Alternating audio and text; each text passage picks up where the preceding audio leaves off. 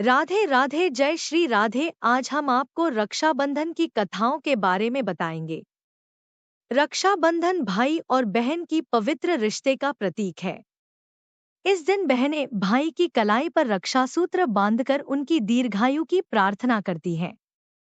भाई इस दिन अपनी बहनों को प्यारे प्यारे उपहार देते हैं और उनकी रक्षा करने का वचन लेते हैं।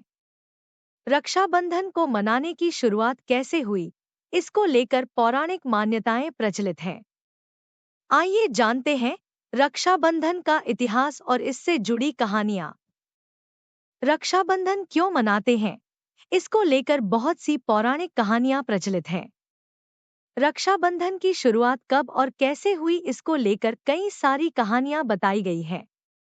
आज हम आपको बता रहे हैं रक्षाबंधन से जुड़ी पौराणिक कथाएं। कहीं बताया गया है कि रक्षाबंधन का आरंभ सतयुग में हुआ था, तो कहीं बताया गया है कि रक्षाबंधन का आरंभ माता लक्ष्मी और महाराजा बलि ने किया था। आइए जानते हैं रक्षाबंधन से जुड़ी प्रचलित कथाएं। रक्षाबंधन का संबंध श्रवण कुमार से। हर साल सावन मास की पूर्णिमा को मनाए जाने वाले इस त्योहार को लेकर कई मान्यताएं हैं। कहीं कहीं इसे गुरु शिष्य परंपरा का प्रतीक माना जाता है। माना जाता है कि यह त्योहार महाराज दशरथ के हाथों श्रवण कुमार की मृत्यु से भी जुड़ा है। इसलिए मानते हैं कि यह रक्षा सूत्र सबसे पहले गणेश जी को अर्पित करना चाहिए और फिर श्रवण कुमार के नाम से एक राखी अलग निकाल देनी चाहिए, जिसे आप प्राणदायक वृक्षों को भी बांध सकते हैं। रक्षाबंधन का संबंध कृष्ण द्रौपदी से। महाभारत की कथा भी जुड़ी हुई है। युद्ध में पांडवों की जीत को सुनिश्चित करने के लिए भगवान श्री कृष्ण ने युधिष्ठिर को सेना की रक्षा के लिए राखी का त्योहार मनाने का सुझाव दिया था। वहीं अभिमन्यु युद्ध में विजयी हो, इसके लिए उनकी दादी माता कुंती ने भी उनके हाथ पर रक्षा सूत्र बांधकर भेजा था। वहीं द्रौपदी ने भी उनकी लाज बचाने वाले अपने सखा और भाई कृष्ण जी को भी राखी बांधी थी। इस दिन सावन के महीने की पूर्णिमा तिथि थी। रक्षाबंधन का संबंध इंद्र से। पौराणिक कथाओं में पति पत्नी के बीच भी राखी का त्योहार मनाने की परंपरा का वर्णन मिलता है। एक बार देवराज इंद्र और दानवों के बीच में भीषण युद्ध हुआ था, तो दानवों की हार होने लगी थी। तब देवराज की पत्नी शुचि ने गुरु बृहस्पति के कहने पर देवराज इंद्र की कलाई पर रक्षासूत्र बांधा था।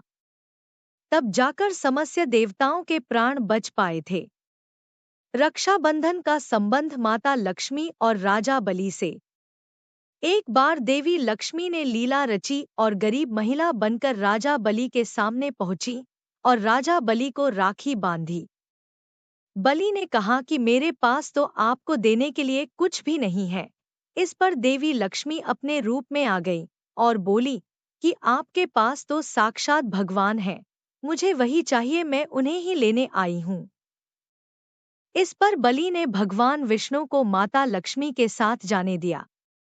जाते समय भगवान विष्णु ने राजा बलि को वरदान दिया कि वह हर साल 4 महीने पाताल में ही निवास करेंगे।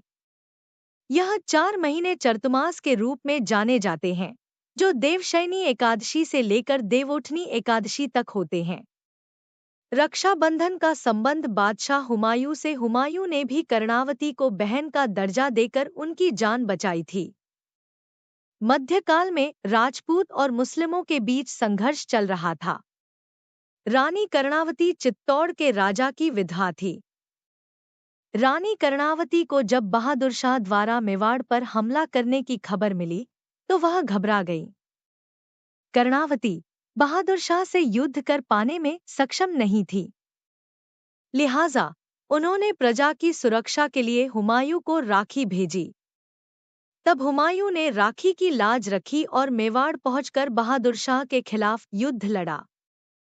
हुमायूं उस समय बंगाल पर चढ़ाई करने जा रहे थे, लेकिन राखी की लाज रखते हुए वह रानी कर्णावती और मेवाड़ की रक्षा के लिए अपने अभियान को बीच में ही छोड़कर आ गए।